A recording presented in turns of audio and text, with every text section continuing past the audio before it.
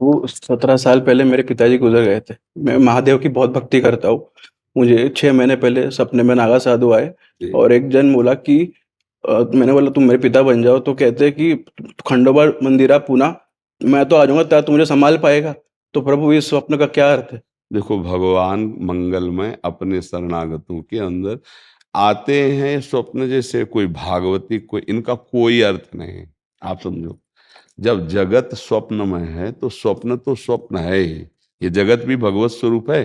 पर इसका देखो भगवान शिव क्या कह रहे हैं, उमा कहूँ मैं अनुभव अपना, सत हरि भजन जगत सब सपना।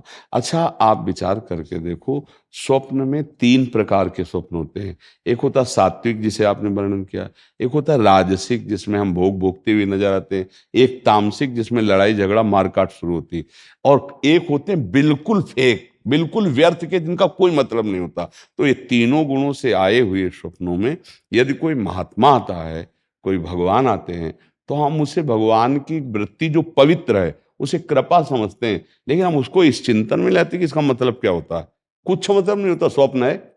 एक दिन राजा जनक जी ने स्वप्न में देखा कि मेरा राज्य छिन गया और मैं भिखारी बन गया और बहुत भूखा हूं। तो किसी तरह से दाल और चावल एकत्रित किए और तो मिट्टी की उसमें पका रहे थे, इतने में सांड आया और दो लड़ते लड़ते वो सब बिखर गया। और वो बड़े भूख से व्याकुल ऐसे उठे, तो देखा कि राज सिंह सैया पर शयन कर। उनका ये सत्य कि वो सत्य जो अभी देख रहा था, भिखारी बना ये, और अभी देख रहा हूं कि राजसैया पर। तो सभा में जाके पूछा ये सत्य कि वो सत्य, कोई उत्तर नहीं दे पा रहा था। तो अष्टावक्र जी हैं, वो बहुत बड़ा प्रसंग, लेकिन सारा वो सीधे बोले, ना ये सत्य ना वो सत्य।